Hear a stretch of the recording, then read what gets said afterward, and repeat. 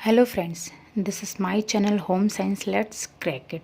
यहाँ मैं आपके लिए एक नया वीडियो लेकर के आई हूँ जिसमें कुछ इम्पॉर्टेंट टर्म्स दिए गए हैं और ये important terms food and nutrition से रिलेटेड हैं and you also must know about it. So first is food. Food is that which nourishes the body. Food is anything eaten or drunk which meets the needs for energy, building, regulation and protection of the body. Food is anything solid or liquid which when swallowed, digested and assimilated nourishes the body. ये तीनों ही definition का मतलब same है, बस इसको अलग अलग तरीके से डिफ़ाइन किया गया है। फूड कोई भी ऐसी चीज़ जो कि सॉलिड या फिर लिक्विड है, उसको जब हम खाते हैं पीते हैं तो हमारी वो बॉडी की नीड्स को फुलफ़िल करता है। और बॉडी की नीड्स क्या क्या हैं, जैसे कि एनर्जी प्रोवाइड करता है, बॉडी बिल्डिंग का काम करता है, बॉडी को रेगुलेट करता है और बॉडी को प्रोटेक्ट करता है।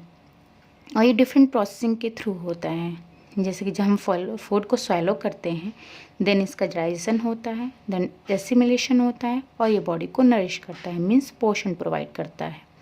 Next is food science. It involves an understanding of the changes that occur in these components during food preparation, whether natural or induced by handling procedure. Food science वो science है जो कि जब कोई भी फूड हम प्रिपेयर करते हैं तो उस समय उन फूड्स में जो कंपोनेंट हैं फूड के, उनमें जो चेंजेस आ रहे हैं उन चेंजेस को समझना ही फूड साइंस कहलाता है। अब ये चेंजेस नेचुरल भी हो सकते हैं या फिर फूड प्रिपरेशन के समय जो भी हम हैंडलिंग प्रोसीजर्स का यूज कर रहे हैं उनके द्वारा भी उसमें ऐड होते हैं और जिनके कारण फूड्स में डिफरेंट चेंजेस आते हैं। Next is nutrition. Nutrition is defined as food at work in the body. Nutrition का मतलब पोषण होता है। जब फूड हम लेते हैं तो हमारी बॉडी में जाता है और वहाँ पर वो डिफरेंट वर्क करता है, और जब वर्क करता है तो हमारी बॉडी को पोषण प्रोवाइड होता है जिसको कि न्यूट्रिशन बोलते हैं। It includes everything that happens to food from the time it is eaten until it is used for various functions in the body. और इसके अंदर वो सारी चीज़ें इंक्लूड होती हैं जो कि जब हम फूड को लेते हैं उस टाइम से लेकर के और जब हमारे फूड हमारी बॉडी में जाता है और वो डिफरेंट वर्क करता है हमारी बॉडी में जा कर के, तो इससे हमारी बॉडी को पोषण प्रोवाइड होता है। Now nutrition science. It is the area of knowledge regarding the role of food in maintenance of health. Nutrition science वो साइंस है जो कि उस एरिया ऑफ नॉलेज को कवर करता है जो कि फूड से रिलेटेड होता है। फूड एक इम्पॉर्टेंट रोल प्ले करता है हमारे हेल्थ में। हमारे हेल्थ को मेंटेन करने के लिए जो फूड की भूमिका है, भोजन की जो भूमिका है, उसके रिगार्डिंग जो ज्ञान है उसको जानना, समझना, उसको स्टडी करना ही न्यूट्रिशन साइंस कहलाता है। Now health. According to WHO, health is the state of complete physical, mental and social wellbeing and not merely the absence of disease and infirmity. World health organisation के अनुसार अगर किसी person को कोई भी बीमारी नहीं है, अगर वो कमज़ोर नहीं है, तो इसका मतलब ये नहीं कि वो स्वस्थ हैं। हेल्दी व्यक्ति तभी होगा जब वो पूरी तरीके से, मीन्स शारीरिक रूप से, मानसिक रूप से और सामाजिक रूप से फिट होगा, तभी वो हेल्दी कहलाएगा। Now nutrients are the constituents in food that must be supplied to the body in suitable amounts.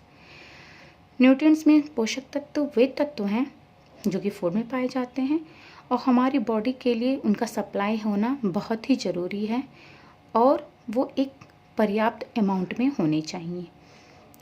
ये हैं carbohydrates, protein, fat, minerals, vitamins and water. Fibre is also an essential components of our diet. Fibre भी हमारी body के लिए हमारी diet में बहुत ही important role play करता है, हमारी बॉडी के लिए बहुत ही एसेंशियल होता है, बट ये न्यूट्रिएंट्स में नहीं आता है, ये नॉन न्यूट्रिएंट्स में आता है। Now nutritional status is the condition of health of the individual as influenced by the utilisation of the nutrients. Nutritional status का मतलब है पोषण स्तर।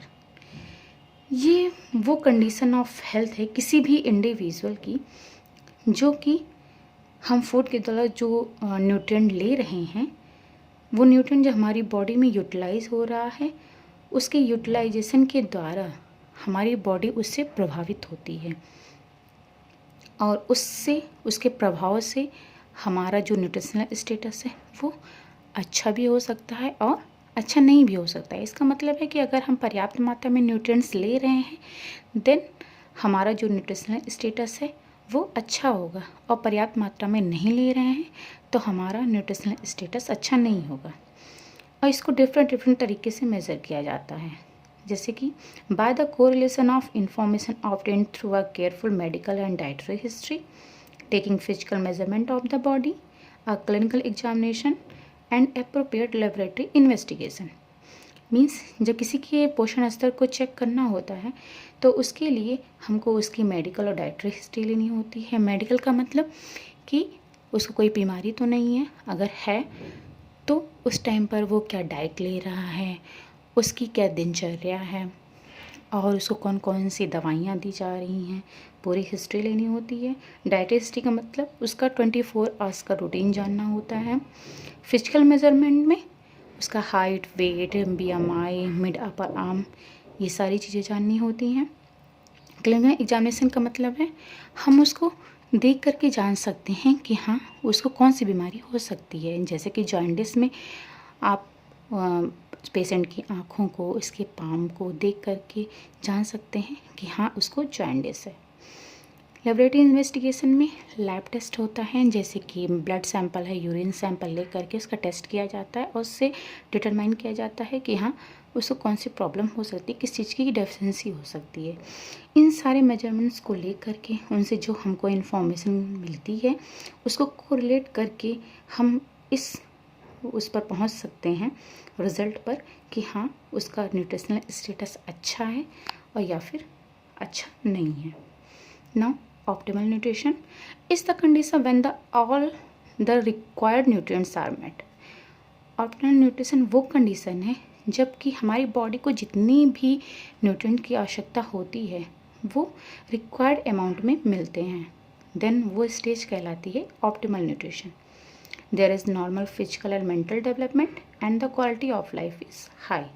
इस समय जो मनुष्य का फिजिकल और मेंटल डेवलपमेंट है वो नॉर्मल होता है और जो उसका क्वालिटी ऑफ लाइफ है वो भी हाई होता है। Malnutrition is the pathological state resulting from a relative or absolute deficiency or excess of one or more essential nutrients. Malnutrition वो पैथोलॉजिकल स्टेट है, मीन्स वो रोगात्मक स्तर है जो कि एक या एक से अधिक न्यूट्रिएंट की डेफिशिएंसी के कारण भी हो सकता है और उसके एक्सेस के कारण भी हो सकता है, मीन्स कमी और अधिकता दोनों के कारण हो सकता है। अब जो ये कमी होती है वो रिलेटिव भी हो सकती है और एब्सोल्यूट भी हो सकती है। एब्सोल्यूट का मतलब है कि जो न्यूट्रिएंट हमें सफिशिएंट अमाउंट में चाहिए अगर वो नहीं मिल पाता है, उसका इंटेक नहीं हो पा रहा है, देन वो एब्सोल्यूट डेफिशिएंसी कहलाती है। रिलेटिव का मतलब है कि हम सफिशिएंट अमाउंट में तो ले रहे हैं बट हमारे सिस्टम में कोई प्रॉब्लम है जिससे कि हमें उसे और अधिक मात्रा में लेने की ज़रूरत है। मीन्स सिर्फ डाइट से हमारा रिक्वायरमेंट फुलफ़िल नहीं हो रहा है, मुझे उसके लिए अलग से उसको और लेने की ज़रूरत है। ये 4 तरीके के होते हैं, जैसे कि under nutrition which is results when insufficient food is eaten over an extended period of time. Under nutrition कब होता है? जब हम फूड लेते हैं वो हमारी बॉडी के लिए सफिशिएंट नहीं होता है और ये बहुत लंबे समय तक ऐसा होता है, देन वो अंडर न्यूट्रिशन कॉज करता है। और इसके कारण क्या होता है? Decreased physical and mental development and also low immunity. और जो हमारा फिजिकल और मेंटल डेवलपमेंट है वो भी घट जाता है और इम्यूनिटी मीन्स जो रोगों से लड़ने की शक्ति है वो भी कम हो जाती है। Second is over nutrition resulting from the consumption of excessive quantity of food over a long time. Means over nutrition जो है अंडर न्यूट्रिशन का जस्ट अपोजिट होता है। अंडर न्यूट्रिशन में डेफिशिएंसी होती है, ओवर न्यूट्रिशन में एक्सेस हो जाता है। मतलब हम बहुत लंबे समय तक जब भोजन का कंजप्शन बहुत अधिक अमाउंट में करते हैं, जितनी की हमको ज़रूरत है उससे ज़्यादा लेते हैं, देन ओवर न्यूट्रिशन कॉज करता है। This can result in obesity and metabolic syndrome. Obesity का मतलब है मोटापा हो जाता है इसके कारण। और मेटाबॉलिक सिंड्रोम का मतलब है high blood sugar, high blood pressure, जिनके कारण डायबिटीज़ और हार्ट डिजीज़ ये सारी प्रॉब्लम्स क्रिएट होती हैं। Now third is imbalance resulting from a disproportion among essential nutrients with or without the absolute deficiency of any nutrient।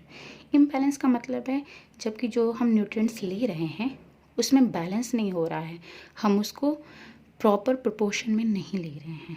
Means carbohydrate protein fat ले रहे हैं, बट कार्बोहाइड्रेट का जो प्रोपोर्शन है और फैट की जितना अमाउंट है, प्रोटीन का जितना अमाउंट है, वो हम प्रॉपर प्रोपोर्शन में नहीं ले रहे हैं, देन इम्बैलेंस कॉज करता है।